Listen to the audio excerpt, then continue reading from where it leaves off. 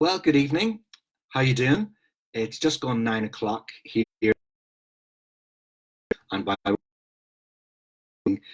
from my book Paperboy every evening. I hope you're enjoying this sort of Belfast bedtime story with its nostalgia and hopefully a bit of crack and maybe some stuff to reflect on as well.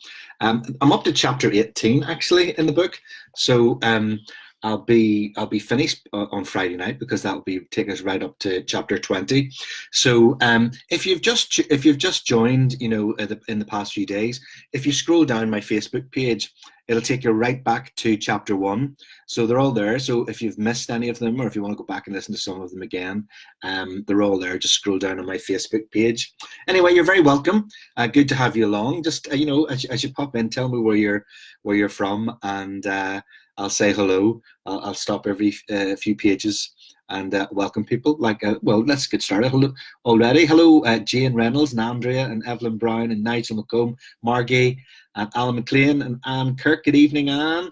I like your wee wise owl reading a book emoji.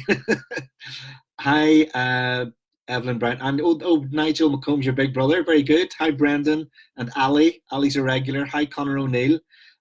Great. Good. Yes, you made it from the very beginning tonight, Margie. Good for you in Pennsylvania. And hi, Betty O'Riordan from Ballycastle. And hello, Stocky, Steve Stockman. So it's good to have you all along. And this evening, I'm going to read from chapter 18 of Paperboy. And this is a chapter entitled Across the Walls. I hate this, so I did. They made life very difficult for a paperboy. The more my customers erected fences between each other, the more walking, running, and jumping I had to do. This was particularly problematic and painful on a Friday night when my Doc Martens were concealing coins from hoods and robbers. There are four main types of fence: hedges, wooden fences, and walls. Wire fences were the easiest to negotiate because there was usually a convenient hole in which to stick your foot for support as you clambered over to next door. However, if you weren't careful, this foot hole permanently into the shape of your boot. A customer could become suspicious and peek out through their net curtains to try to catch you red-footed and tell you to stop being such a lazy wee hallion, or else they would tell Old Mac. Hedges were the next easiest to get over because most would usually have sufficiently sturdy inner foliage to support the slight weight of a paperboy as you scale their heights en route to the house next door. However, if you started to make a noticeable gap in the hedge, there were similar dangers of getting caught as with wire fences. The only difference was that, at least with hedges, there was the possibility that fresh leaves might eventually grow over your misdemeanor. I found I also had to face certain moral dilemmas with hedges. At some times of the year, stamping on the leaves would risk squashing many caterpillars underfoot. And as the only pacifist paperboy in West Belfast, I did not want to be responsible for the extermination of any of God's wee creatures. Wooden fences were more of a hazard for two reasons. First of all, they were generally covered in rough, sharp shards of wood that would stab your hands as you gripped on to jump over. You would end up with wee scalps in your fingers that got all infected and swollen, so you couldn't practice your violin, and your daddy would have to poke the wee scalps out with a sharp needle, and you would have to try hard not to cry because you were too big for crying by this. The second problem was that most wooden fences up the Shankill were very cheap and fragile and couldn't support the weight of even a small paperboy. It's been years since they'd been painted to stop them from rotting. After several incidents where I caused damage that I managed to blame on Petra chasing Mrs. Grant's pussy, I avoided any further attempts to put the boot to wood. The biggest challenge of all for a paperboy like myself was the brick or concrete. Such walls weren't too high. They were quite easy to jump over or sit on and swing over. But if they were very high, you had no other option but to walk around them. However, if there were walls of medium height, which you thought you might be easily scalable, you might make a serious misjudgment and end up colliding with hard and rough red brick, tearing your parallels, scraping your knees and elbows, and maybe even ending up in the Royal for stitches. Of course, some of my customers had no fence at all, or just a little row of flowers dividing them from their next door neighbours. They always seemed to be the friendliest or poorest of my customers. They either didn't want to be separated from their neighbours, or they couldn't afford to be. On the other hand, I noticed that for some of my customers, fences were very important indeed. They tended to be the rudest or the richest of my clientele, or the ones with big snarling dogs. Mr. Black from number 13 had high fences on either side of his house. Of course, he had greyhounds, but they couldn't jump that high, so I knew he just didn't want anybody next or near to him. Good fences make good neighbours, he would proclaim. I don't think Mr. Black was aware that he was quoting from a Robert Frost poem I was studying in my English class. I was certain he had no idea that the line he was quoting was supposed to be what my English teacher called an ironic poetic device. I began to notice that the people who made comments like good fences make good neighbours always seemed to be the sort of characters you really wouldn't want to live beside anyway. Another two customers of mine, the Morrisons and the Smiths, had a real fence war going on. It started out as just one small wire fence between the two houses. Then the Morrisons put up a new wire fence without consulting the Smiths. So the Smiths put up another higher wire fence on their property. These fences were starting to look like the ones on Colditz that I used to watch on BBC One. In response, the Morrisons added a wooden fence that was even taller than their neighbour's higher wire fence. Then the Smiths vengefully erected a 6-foot wall with a 6-foot wooden fence on top of it. In the end, neither side were getting any sun on their nasturtium borders anymore. All this reminded me again of that poem from my English class, which said, "Something there is that doesn't love a wall." Maybe Robert Frost had been a paperboy too. I always enjoyed studying poems about war and walls, much more than doing Shakespeare, because at least these poems were about ordinary everyday life that I could relate to. Of course, there were even bigger walls in the city than those between my customers. In fact, we were brilliant at walls in Belfast. They were going up everywhere, higher and higher all around me. For every inch the walls surrounding me got 6 feet higher. They had been putting up walls between Protestant and Catholic streets to stop us killing. Of course, it didn't. They built them. We had been slaughtering each other even more. Most people on both sides, however, thought that the walls between us were a good idea, and it wasn't fair. Some Protestants agreed on anything. I suppose the walls made me feel safer because they helped me believe that it would be harder for the other side to get at me. When the walls were put up, you couldn't see the other side anymore, and they couldn't see you, and that was better for everybody. And if you wanted to show the other side how much you hated them, at least you had an obvious place to go, to throw stones and bricks over at them. You didn't have to look at exactly what damage you had done, but at least you could be pretty sure that you'd hurt them. Everyone called them peace walls, which I thought was funny, but not funny, haha. It was very strange, I thought, to call these walls peace walls, because there hadn't been any of them before the Troubles, when we had peace. The parts of Belfast that had the most peace didn't have peace walls, and the places in the city with the biggest peace walls where Catholics and Protestants had lived together previously, before they started burning each other out, like the Springfield Road, where my father grew up, and where my other granny had got out just in time. Everywhere else in the world that had peace didn't have peace walls.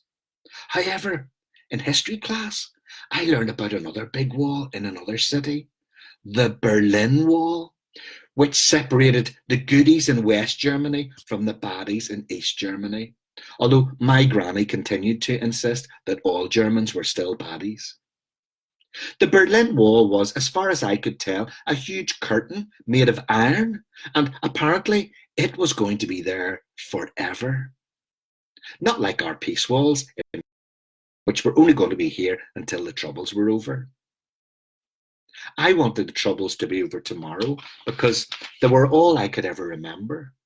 I hated all the fighting and killing more than I hated any Catholics or even the IRA.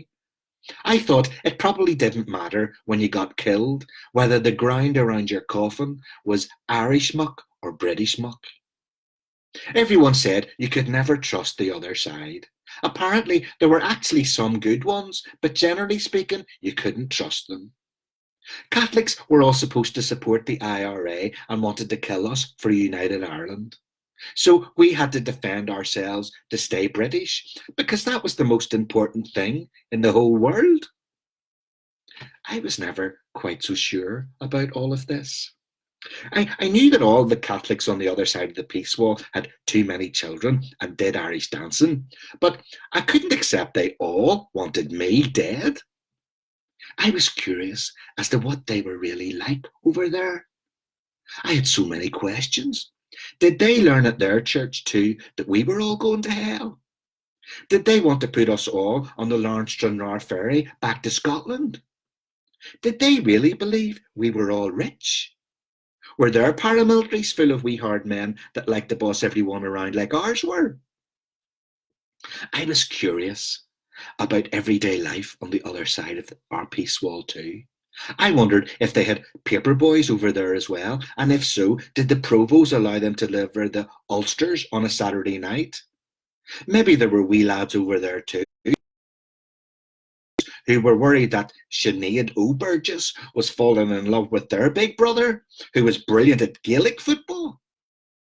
Maybe the same mothers that we could hear banging their bin lids every August on the anniversary of internment also sewed dresses for posh ladies and ordered toys for Christmas from the Great Universal Club Book, even though it was posted from England. So I'll continue with my reflections on the peace walls in a wee minute. Just want to say who've joined me. Hello, Mark Moore. Hope you're all well there. Hi, Rachel. Lovely to have you. So Ali's there with Zoe and Mark. Oh, you're watching Round the Bonfire again. That's great. Andy Thompson. Good to have you, Andy. Kenneth Glenville, you're just catching up on the last chapter and you're joining me for tonight. That's great, Kenneth. Hello, Margareta, and hi, Jim Poole. Hello, Amy Nolan in the States, and Gillian McCain. That sounds like a Ballygomartin name to me. Hi, Susan Wilgar. Good evening to you. Hi, Ray Baxter and Fiona Hawkins. That's two BRA alumni. Hi, Ruth and Brian and Glenn. Brendan Toll, glad you're enjoying the book readings. And I'm glad you're enjoying it too, Michael McKinley and Bill Manwaring. Good to have you. Okay, Roy and Bill, Josephine Marembe, I think in Uganda, and the K Twins in Africa. That's great to have you all listening. So I'm going to continue my reflections as a boy on the peace walls that were separating communities in Belfast. My father questioned divisions between working class people just as much as he questioned the existence of God. He hated the peace walls as much as I hated the fences between my customers. They had knocked down Lark Street, where his family came from, and put up a peace wall instead. I was definitely in the minority on the Shankill. One summer evening, returning home from finishing a particularly came across my father arguing over the gate with Mrs. Piper. She was wearing her usual quite covered both breasts, even though she was constantly trying to pull either side across them. We need them walls to go up a queer bit higher. Mrs. Piper was explaining, them fiends is still getting petrol bombs over, and we need more gates in the road too, so we can close them at night so as to keep them in sight. My father looked exasperated. He was never very good at hiding his exasperation, and so I always knew right away when I was in trouble. All I ever hear using saying is we need more light out, he said. Did you know that's being walled in? Excuse me. Miss had clearly never thought of it this way before. She vainly attempted to pull her cardigan across her generous bosom once more, only now with great indignation. Well, if you don't agree the wall should go up higher, then you're just supporting the IRA, was her predictable reply. This was always the response when you disagreed with Mrs. Piper. My father's questioning the raising of the peace walls would now be added to a long list of the suspicion that you sympathised with the IRA. And this was the ultimate sin, of course. An even worse sin than a mum running off with a soldier or a man being a homo. In the past, Mrs. Piper had been known to assert that you supported the IRA if you didn't like Paisley or orange bands, or if you did like Dana or Mother Teresa. I know my father had stood up to this sort of thing before. He had a mind of his own. In his job as a foreman in the foundry, he had once got a death threat wrapped around a bullet that had been placed in his locker, supposedly for giving a Catholic a job instead of a Protestant. One day, Daddy had a blazing row in the middle of the street with a famous television reporter who he had observed giving money to children to throw stones at the soldiers for the camera. He never forgave this. Every time that same journalist came on the news reporting from some other war zone in another part of the world, our family knew it was my father's cue to jump up out of his chair and shout at the TV, "There's that English bastard that paid the kids to throw stones at the soldiers!" Of course, sometimes Daddy had to cooperate with the powers that be for the greater good. So on one occasion, he was prepared to enter into negotiations with the UDA to get the Westie disco gear back when it had been stolen during a heist on the Presbyterian church storeroom. It was the lesser of two evils. "He was a very clever man, you know," affirmed my mother when these negotiations proved successful. "He managed to get everything back, apart from a few Elvis singles." One summer's day in 1977, I went up the fields of the Black and looked down on Belfast as usual. I could see the peace walls sneaking along the roads between neighbours all over my part of the city. They seemed to be getting higher and higher by the day. I thought again, in English, something there is that doesn't love a wall. I wondered about who was being walled out and who was being walled in. I speculated as to whether the peace walls would end up being here forever, like the Berlin Wall. I imagined travelling through time and space in the future in the TARDIS with Doctor Who and landing up the fields above Belfast in the year 2000. Almac was being kept alive by a computer, and his van was now all silver and space age, and it flew up and down the Shankill. A robot Paperboy. The troubles were over long ago, and Protestants and Catholics went to the same schools together, and played football together, and lived in the same streets again. And the peace walls had all been torn down forever. I was a dreamer, so I was. So that was chapter 18 of Paperboy. I hope you enjoyed that. Just want to say hello, a few more people before we go. Thanks for joining me, Davey Dunwoody and David Barr and Brian Smith. Hi, Davey. Great listening to Paperboy again. Well done, chum. Thanks very much. Appreciate the feedback. Yeah, so I'll be back same time tomorrow night when we'll be on to chapter 19. In the meantime, stay home, stay well, and stay positive. Bye for now.